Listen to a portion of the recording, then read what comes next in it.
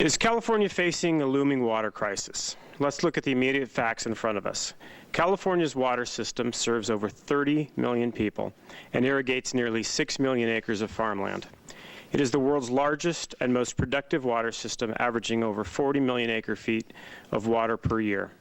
These public works are public assets, but many parts of our local infrastructure are well beyond design life and need upgrading or replacement. A recent report by the EPA showed that the federal water quality standards are not being met on over half of California's 3 million acres of lakes, bays, wetlands, and estuaries, and that 30,000 miles of the state shoreline, streams, and rivers do not meet water quality goals. Right now, there are many places in California, including in my district, where residents rely on bottled water because their water is not safe to drink. Urgent public investments are also needed to increase our public supply reliability and flexibility. The California Department of Water Resources estimates that by 2050, we will lose half of our snowpack. Snowmelt provides almost a third of the state's water supply. In Southern California, half of the water supply is provided by the Colorado River. Yet the U.S. Bureau of Reclamation forecasts that this key source will suffer prolonged droughts during 20 of the next 50 years. California's agriculture is a multi-billion driver of the economy and uses 80% of the developed water supply. But just last month, federal officials declared nearly the entire state of California as a drought disaster area and made emergency loans available to farmers and ranchers. Disasters in other states have also shown us that failure to prepare is unacceptable. Hurricanes Katrina and Sandy were the two costliest natural disasters in U.S. history, killing nearly 2,000 people and causing close to $150 billion in property damage. We can't keep kicking the can down the road when it comes to water security. California's population will be almost 50 million people by the year 2020. If the state takes no action to increase water supply through improved management and investments in infrastructure, then population growth impacts magnified by climate change could result in annual shortages of 2 trillion gallons of water by next century. The point is that we are precariously perched on the edge of disaster. California is facing a water crisis, and now is the time for us to start the work to protect our residents and economy.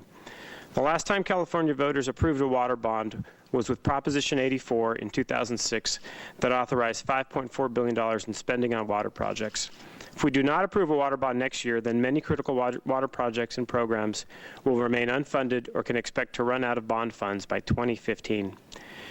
The legislature passed an $11.14 billion proposal in 2009, bond proposal, in 2009 that has been delayed twice from being placed before voters because of concerns that the expansive earmark-laden proposal could not win the support of California voters. This year, the Assembly took an entirely different approach to developing a water bond than in 2009. The 2013 process included convening 5 public hearings, 3 in the Assembly and 2 in the Senate, organizing 6 legislative briefings on water policy and funding, establishing a set of priorities to set spending priorities and increase accountability to voters, and convening 3 rounds of public comments. The Water Working Group and our process reflected the diversity of California producing a $6.5 billion water bond tailored to statewide needs for water infrastructure.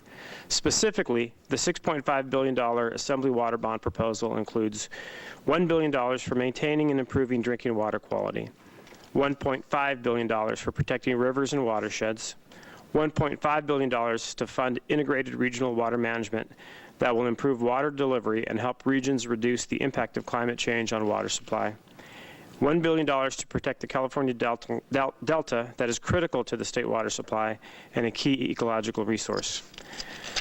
Finally, there is $1.5 billion for water storage projects that will also reduce the impact of climate change on clean, reliable, and affordable water supply.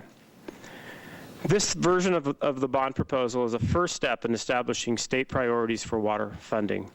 These amounts may change, but the principles will endure.